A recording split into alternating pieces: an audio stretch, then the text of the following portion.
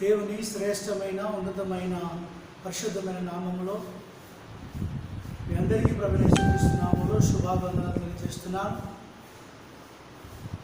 ఈ ఉదయకాల సమయంలో ఈ ఉపవాస ప్రార్థన దినమున ఈ లైవ్ ప్రోగ్రాం ద్వారా మీ అందరితో మాట్లాడటకు దేవుడు నాకు ఇచ్చిన గొప్ప సదవకాశాన్ని బట్టి ఆ ప్రభునామానికి మహిమ ఘనత ప్రభావములు చెల్లునుగాక. దేవునికి స్తోత్రం. ప్రియ దేవుని సంగమా, ఒక భయంకరమైన తెగులు యావత్ ప్రపంచాన్ని చుట్టి మరణ మృగాన్ని మోగిస్తున్నటువంటి సమయంలో భారతదేశ ప్రభుత్వం విధించినటువంటి లాక్డౌన్ గౌరవించి మనమందరం కూడా మన ఇళ్ళకే పరిమితమై ఇంటింటా ప్రార్థనలు జరుగుటకు, ప్రతి కుటుంబంలో ప్రభును స్తుతించుటకు, ప్రభును గణపరచుటకు ఈ సమయాన్ని దేవుడు మనకు అనుకూలంగా మార్చినందుకు మరొకసారి ఆ దేవాది దేవునికి స్తుతులు, కృతజ్ఞతా స్తోత్రాలు, వందనాలు తెలియజేస్తూ, ప్రియ సంగమా, ఈ దినం కొద్ది నిమిషములు మనమందరం కలిసి ప్రభును స్తుతించుటకు, దేవుని మాటలను ధ్యానించుటకు దేవుడు మనకిచ్చిన సమయాన్ని బట్టి పరిశుద్ధాత్మ యొక్క నడిపింపులో మనం ముందుకు సాగుటకు ఆయన కృప మనకు తోడైనగాక. మంచిది. ఈరోజు మన సబ్జెక్ట్ ఏంటంటే ఆలోచన అనే సబ్జెక్ట్ మీద కొద్ది నిమిషములు దేవుని యొక్క వాక్యపు వెలుగులో మనం మాట్లాడుకుందాం. ఆలోచనలు 3 రకాలు. ఒకటి దేవుని ఆలోచన, రెండోది దయ్యపు ఆలోచన, మూడోది సాతాను ఆలోచన. సో ఈ 3 రకాల ఆలోచనలు ఈ భూమి మీద మనుషులలో పనిచేస్తూ ఉన్నాయి. ప్రియ సంగమా, ఈ గడ్డు కాలంలో, ఈ విపత్కర పరిస్థితులలో, ఈ లాక్డౌన్లో ఇంటి దగ్గరుండి మనం ఎలాంటి ఆలోచనలు కలిగి ఉన్నాం, దైవికంగా ఎలాంటి తలంపులు కలిగి ఉన్నాం, మన ఆలోచన విధానాలు ఎలా ఉన్నాయి అని ఒకసారి పరీక్షించుకొనుటకు పరిశుద్ధాత్మ దేవుడు మన హృదయములను తెరుచునుగాక. దేవునికి స్తోత్రం కలుగునుగాక. హల్లెలూయా, హల్లెలూయా. మంచిది. ప్రియ దేవుని సంగమా, మనకు చాలా చక్కగా దేవుని యొక్క వాక్యం మనందరికీ తెలిసినటువంటి మాట. కీర్తన గ్రంథములో మొదటి కీర్తనలో మొదటి అధ్యాయం మొదటి వచనంలో ఒకసారి ఆ వాక్యాన్ని మనం ఈ ఉదయకాల సమయంలో చదువుకుందాం. కీర్తనకారు రచించినటువంటి దావీదు కీర్తన మొదటి అధ్యాయము నుండి ఒక మాట మనం ఈ ఉదయకాల సమయంలో ధ్యానం చేసుకుందాం. పరిశుద్ధ గ్రంథమును తెరిచినట్లయితే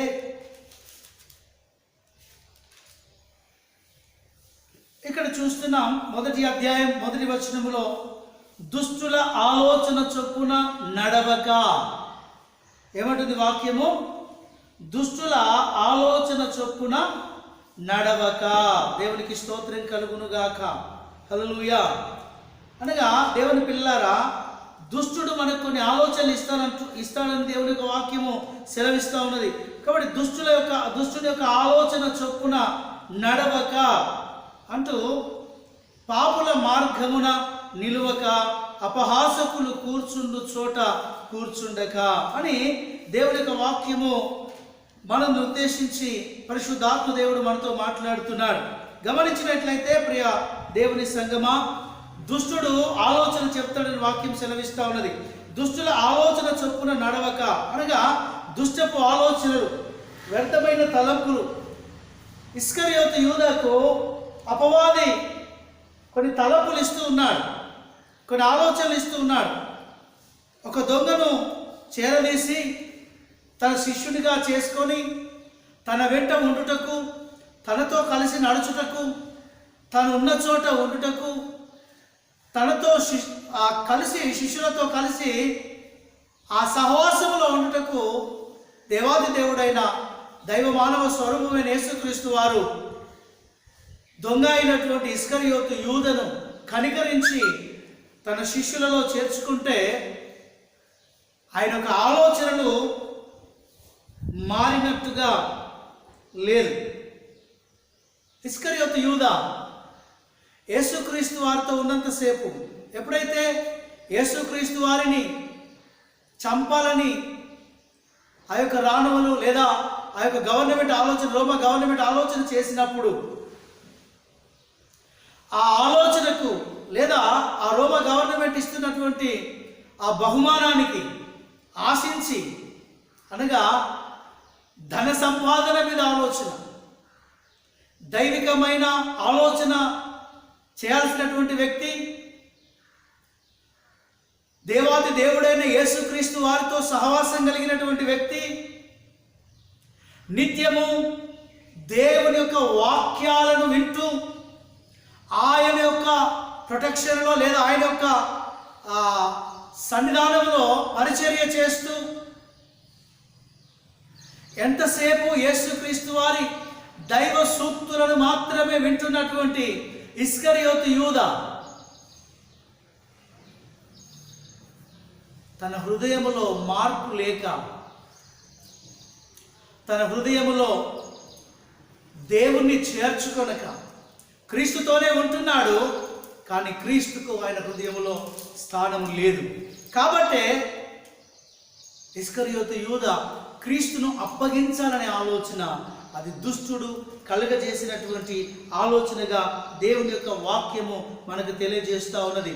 హల్లెలూయా, హల్లెలూయా. కాబట్టి ఇప్పుడు దేవుని బిడ్డలారా, దుష్టుడు ఆలోచనలు కలుగజేస్తాడు. దైవికంగా ఆధ్యాత్మికంగా ఉంటున్నటువంటి మన జీవితాలలో మరి ఎప్పుడైతే క్రీస్తుకు మన హృదయంలో స్థానం ఉంటుందో ఆయన ఆలోచనకు, అందుకే దేవుని వాక్యం అంటుంది, ఆత్మ లేనివాడు నావాడు కాడు. ఎందుకంటే దేవుని ఆత్మ మనలో ఉంటే దైవికమైన తలంపులు, దైవికమైన ఆలోచనలు, దైవికమైన ఉద్దేశములు, దైవికమైన కార్యములు చేయడానికి నిత్యం మనం ఆలోచన కలిగి ఉంటూ ఉంటాం. కాబట్టి దేవుని పిల్లలారా, దుష్టుడు ఎప్పుడైతే ఇస్కరియోతు యూదకు ఆలోచన ఇచ్చాడో వెంటనే యేసుక్రీస్తుని అప్పగించాలనే ఒక తలంపులో ఆయన ఉండిపోయాడు. అలాగే దేవుని పిల్లలారా, కీర్తనల గ్రంథము 94వ కీర్తన 11వ వచనాన్ని ఒకసారి మనము ధ్యానం చేస్తే, 94వ కీర్తన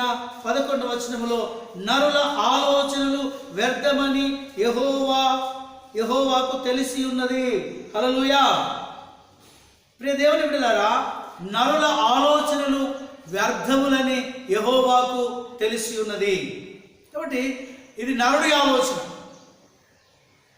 పాత నిబంధన గ్రంథంలో ఇశ్రాయేలు ప్రజలు ఇలా ఆలోచన చేశారు. ఆ దేవాది దేవుడు మోషేను ప్రతిసారి కూడా ఒక ఎత్తైన పర్వతం మీదకి పిలిచి మాట్లాడుతున్నాడు కదా. కాబట్టి దేవుడు మాట్లాడతాడు, దేవుడు వస్తాడు అన్న సంగతి గుర్తించి వాళ్ళకు ఆలోచన చేశారు. సో దేవుడు వస్తాడు, ఆయన వచ్చే స్థలం ఏదంటే ఒక ఎత్తైన ప్రదేశం.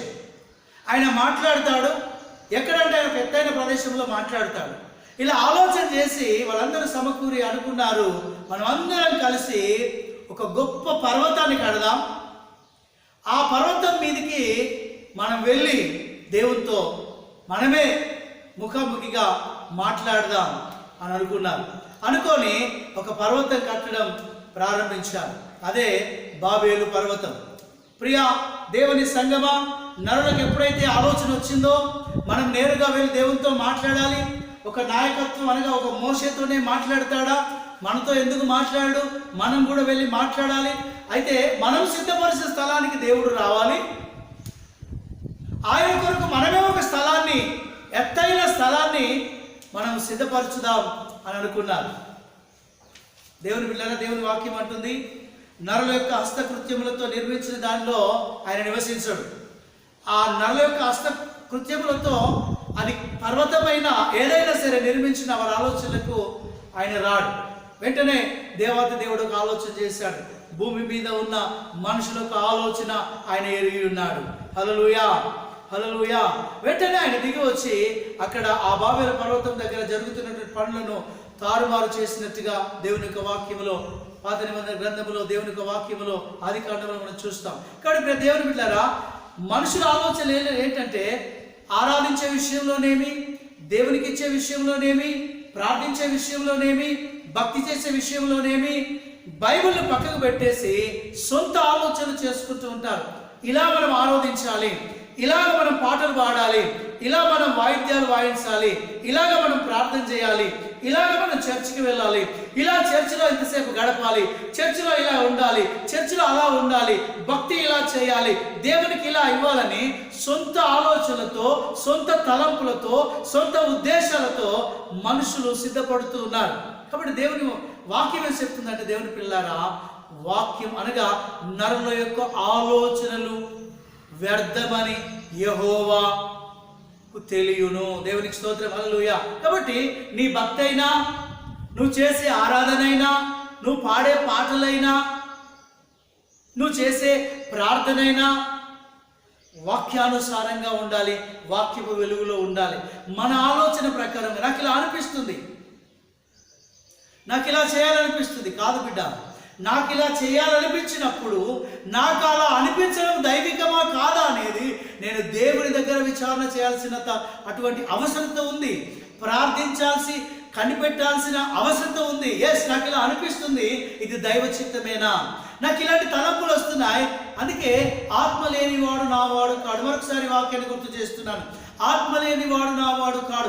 ఎందరూ దేవుని ఆత్మ చేత నడిపించబడుదురో వారందరూ దేవుని కుమారులై ఉంటారని దేవుని యొక్క వాక్యం సెలవిస్తా ఉన్నది.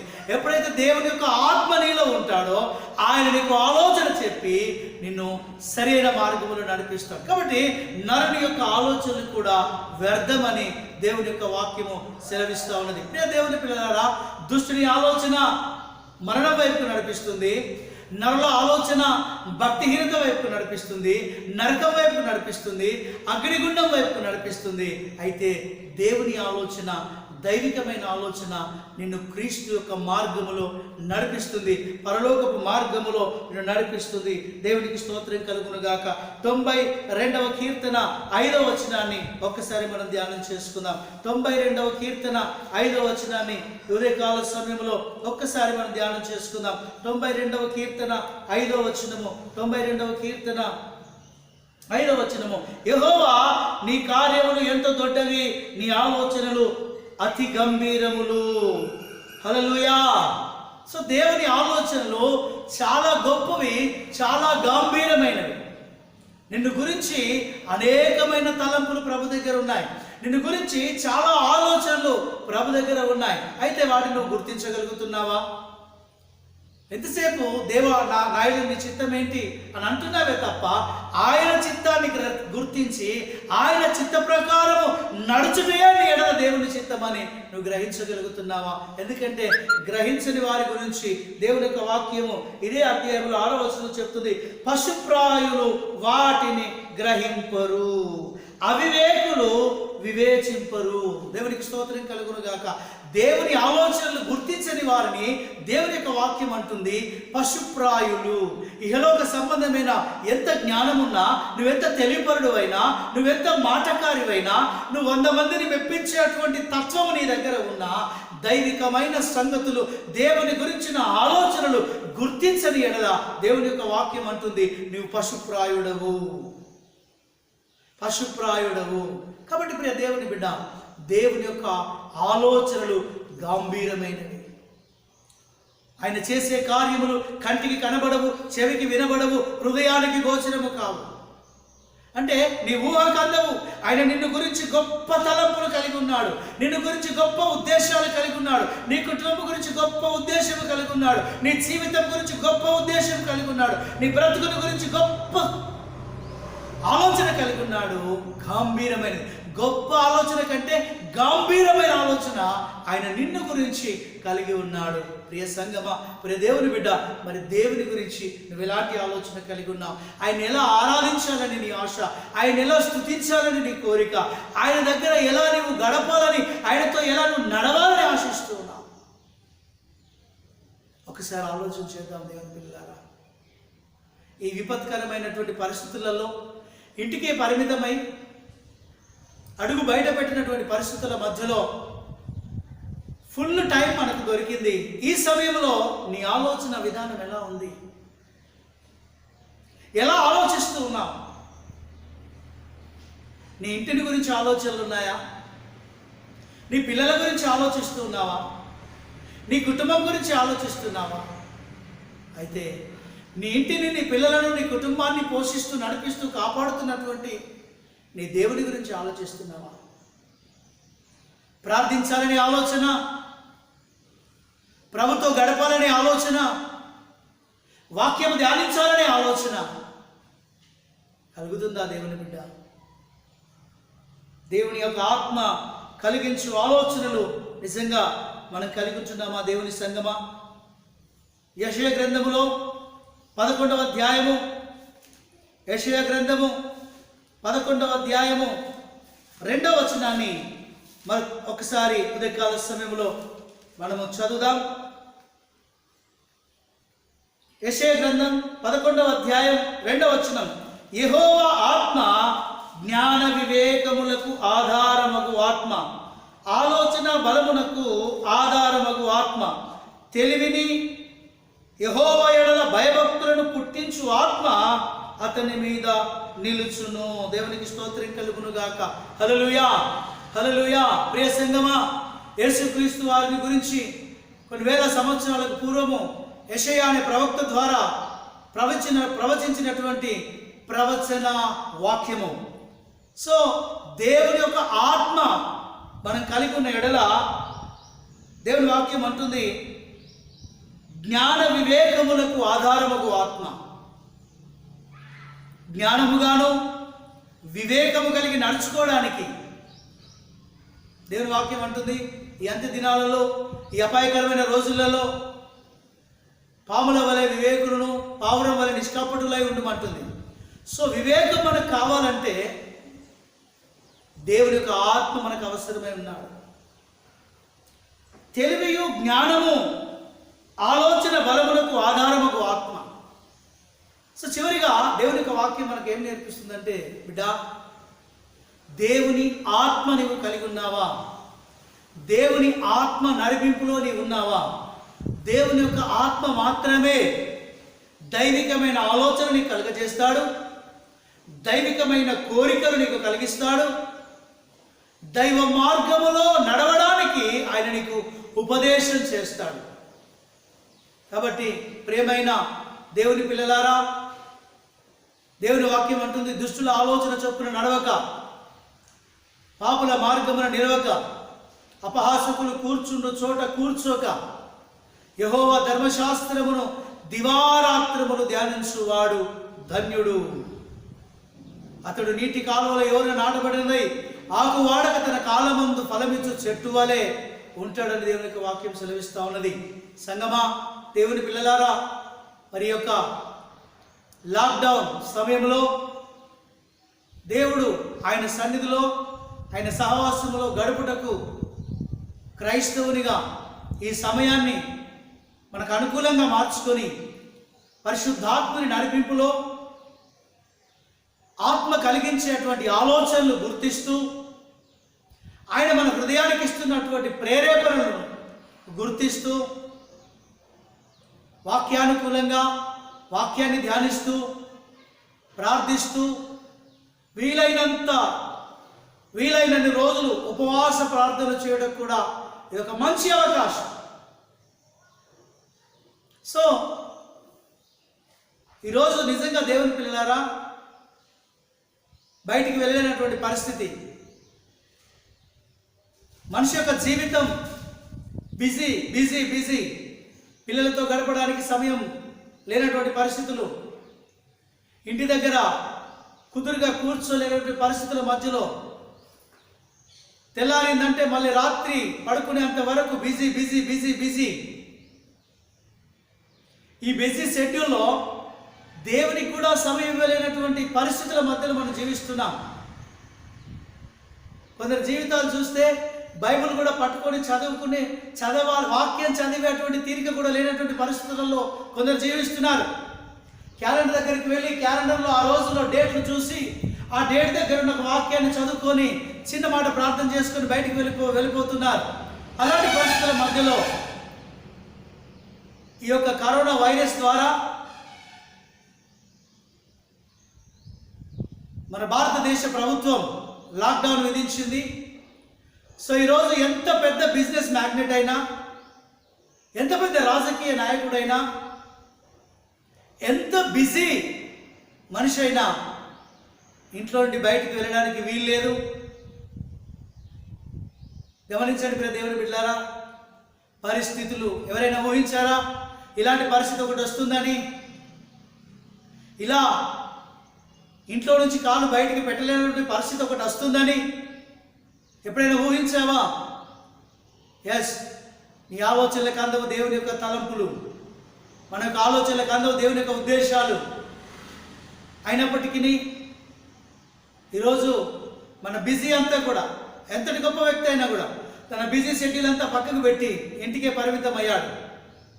ఎందుకు నేను ఈ మాటలు గుర్తు చేస్తున్న ప్రియ దేవుని బిడ్డ, ప్రియ సంగమా, ఈ సమయాన్ని నువ్వు సద్వినియోగం చేసుకుంటావని, ఈ సమయాన్ని నువ్వు ప్రభుతో గడుపుతావని, ఈ సమయాన్ని నువ్వు ప్రార్థనలో గడుపుతావని, ఈ సమయాన్ని నువ్వు వాక్య ధ్యానముతో గడుపుతావని, ఈ సమయాన్ని నువ్వు దేవుని సన్నిధిలో గడుపుతావని, ఈ సమయాన్ని నువ్వు దేవునికి ఇస్తావని, ఈ సమయాన్ని నీ పిల్లలతో నీ కుటుంబంతో కలిసి ఆ ప్రభువును స్తుతిస్తావని, ఈ సమయాన్ని ఇన్ని రోజులు దేవుని సన్నిధానానికి కానీ, ప్రార్థించడానికి కానీ, లేదా వాక్యం ధ్యానించడానికి కానీ, కుటుంబంతో సహా ప్రభు సన్నిధిలో గడపడానికి కానీ, కుటుంబంతో సహా కుటుంబ ప్రార్థన చేయడానికి కానీ టైం లేదు నీ దగ్గర.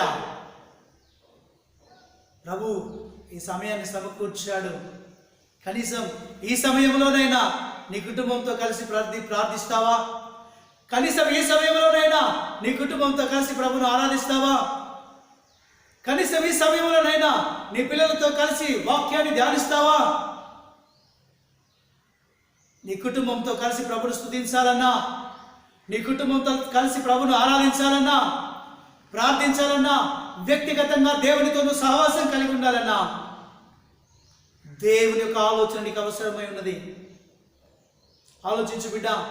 చాలామంది టీవీలకు అతుక్కుపోతూ ఉన్నారు, చాలామంది బెడ్లకు మంచాలకు అతుక్కుపోతూ ఉన్నారు, చాలామంది సెల్ ఫోన్లకు బానిసలైపోతూ ఉన్నారు. ఇప్పుడు దేవుని బిడ్డ, వాటన్నింటిలో నుండి దేవుని వాక్యములోనికి పరిశుద్ధాత్మ దేవుడు నన్ను మలుచునుగాక. వాక్యములోనికి, ప్రార్థనలోనికి, ఉపవాసాల్లోనికి, దేవుని యొక్క సన్నిధానములోనికి మన ఆలోచనలను ప్రభు నడిపించునుగాక. దేవుని సంగమా, దేవుని ఆలోచన. చివరికి ఒక మాట చెప్తున్నాను. భూమి మీద ఉన్నటువంటి 3 రకాల ఆలోచనలు: దయ్యపు ఆలోచన, దేవుని ఆలోచన, మనుషుల ఆలోచన. ఒకసారి నీ గుండె మీద చేసి పరిశీలించుకో, నీకెవరు ఆలోచన చెప్తున్నారు? దేవుడా, దయ్యమా, మనుషుల? నరుల ఆలోచన వ్యర్థమని ఆదికాండములో కూడా 6వ అధ్యాయం 5వ వచనం చెప్తుంది. దేవుని బిడ్డ, కీర్తనకారుడు రచించినట్టు కీర్తన గ్రంథం 94వ అధ్యాయం 11వ వచనం చెప్తుంది. బాబేలు పర్వతం దగ్గర కూడా తెలియజేసిన నరుల యొక్క ఆలోచన ఎలాంటిదో, ఇస్కరియోతు యూదాను జ్ఞాపకం చేసుకుంటే దుష్టుని ఆలోచన ఎలాంటిదో. దుష్టుడు మనకు ఆలోచన ఇస్తూ ఉంటాడు. ప్రార్థన చేసేది మెల్లగా, తర్వాత చేద్దాంది. దేవుని ఆలోచన, ఆయన ఆలోచన అంటే ఏంటి తెలుసా బిడ్డ? ఆయన నేరుగా వచ్చి నీతో మాట్లాడతాడని కాదు, మాట్లాడడానికి సమర్థుడు నా దేవుడు. అయితే దేవుని ఆలోచన ఏంటంటే, ఆయన ఆత్మను నీలో ఉంచి, ఆ పరిశుద్ధాత్మ దేవుడు నీకు ఆలోచనకర్తగా ఉండి, ఆ పరిశుద్ధాత్మ దేవుడు నీకు ఆలోచనకర్తగా ఉండి, దైవికంగా దేవుని ఆలోచనలు కలిగి ఈ యొక్క విపత్కరమైనటువంటి పరిస్థితుల మధ్యలో నిన్ను వలె నీ పొరుగు వారిని ప్రేమించమని ఆలోచనలు కలుగజేస్తూ, నీ దేవుడైన యెహోవాను ఆత్మతో సత్యముతో ఆరాధించమని ఇలాంటి గొప్ప గంభీరమైన ఆలోచనలు దేవుడు మనందరికీ అనుగ్రహించునుగాక. మరొకసారి సంగమా, ప్రియ దేవుని పిల్లలారా, మీ అందరికీ ప్రభువైన యేసుక్రీస్తు నామములో చేతులు జోడించి తెలియజేస్తున్నాను. ఇటువంటి సమయము మరి ఇది ఒక విపత్కరమైన సమయము, బాధ కలిగించేటువంటి సమయము, బాధపడాల్సినటువంటి సమయమే. అయినప్పటికీ కీడును మేలుగా మార్చే మన దేవుడు ఈ సమయాన్ని మనం వ్యర్థం చేసుకోకుండా ప్రార్థన యందును, ఉపవాసముల యందును, దైవ సహవాసముల యందును మన విశ్వాసములో వెనుతిరగక దినదినము రెట్టింపు ఉత్సాహముతో కుటుంబ ప్రార్థనలతో దైవిక సన్నిధిని అనుభవిస్తారని నమ్మొచ్చు. మరొకసారి మీ అందరికీ ప్రభువైన యేసుక్రీస్తు నామములో శుభావందనాలు తెలియజేస్తూ, దేవుని పిల్లలారా మరొకసారి తెలియజేస్తున్నాను. మన గవర్నమెంట్ భారతదేశ ప్రభుత్వము విధించినటువంటి లాక్డౌన్ గౌరవిస్తూ క్రైస్తవ బిడ్డలు, దేవుని పిల్లలు ఎవరు కూడా ఇంట్లో నుంచి బయటికి రాకుండా మన ప్రభుత్వానికి మనం సహకరిస్తూ, మన అధికారులను గౌరవిస్తూ, మన ఆరోగ్యాలు కాపాడుతూ ఇతరుల ఆరోగ్యాలను కూడా కాపాడుటకు మనమందరం కలిసి ప్రభు సన్నిధానంలో బయటికి రాకుండా ఇంట్లోనే ఉండి ప్రార్థిస్తూ, దేశం కొరకు, రాష్ట్రం కొరకు, అధికారుల కొరకు, అధిపతుల కొరకు, నశించు ఆత్మల కొరకు, ప్రపంచాన్ని వణికిస్తున్నటువంటి కరోనా వైరస్ను మన దేశం నుంచి తరిమికొట్టుటకు నిత్యం మీరు ప్రార్థించాలని ప్రభువైన యేసుక్రీస్తు నామములో మీ అందరికీ తెలియజేస్తూ కృతజ్ఞతలతో నేను ముగిస్తున్నాను. కళ్ళు మూసుకున్నట్లయితే ప్రార్థనతో మనం ముందుకు సాగుదాం. ప్రేమ, నమ్మకము, కృప, కనికరం కలిగిన మా కన్న తండ్రి, మమ్మల్ని అత్యంత మిక్కిలిగా ప్రేమిస్తున్న మా పరలోకపు రాజా, ఈ ఉదయకాల సమయంలో ప్రియ బిడ్డలతో కలిసి కొలుచుటకు, బిడ్డలతో మాట్లాడుటకు మీరు నాకు ఇచ్చిన అవకాశాన్ని బట్టి నీకు వందనాలు. ఈ యొక్క ఫేస్బుక్ లైవ్ ద్వారా, యూట్యూబ్ ఛానల్ ద్వారా నా ప్రజలతో కలుసుకున్నట్టుకు మీరు ఇచ్చిన గొప్ప అవకాశాన్ని బట్టి నీకు స్తోత్రాలు చెల్లిస్తూ, దేవా మా హృదయానికి మీ కాపుదల దయచేసి మా హృదయంలో పరిశుద్ధాత్మని కొలువై ఉండి మా ఆలోచనలకు, తలంపులకు కావలుండి మమ్మల్ని నడిపించుమని, సంఘ బిడ్డలందరినీ, కుటుంబాలను పేరు పేరు వరుస మీరు దీవించి ఆయన ఆరోగ్యాలు, కృపాక్షేమములు బిడ్డలకు తోడుగా ఉంచుమని ఘనత, మహిమ, ప్రభావాలు మీకే చెల్లిస్తూ యేసు నామములో అడుగుచున్నాం తండ్రి, ఆమేన్.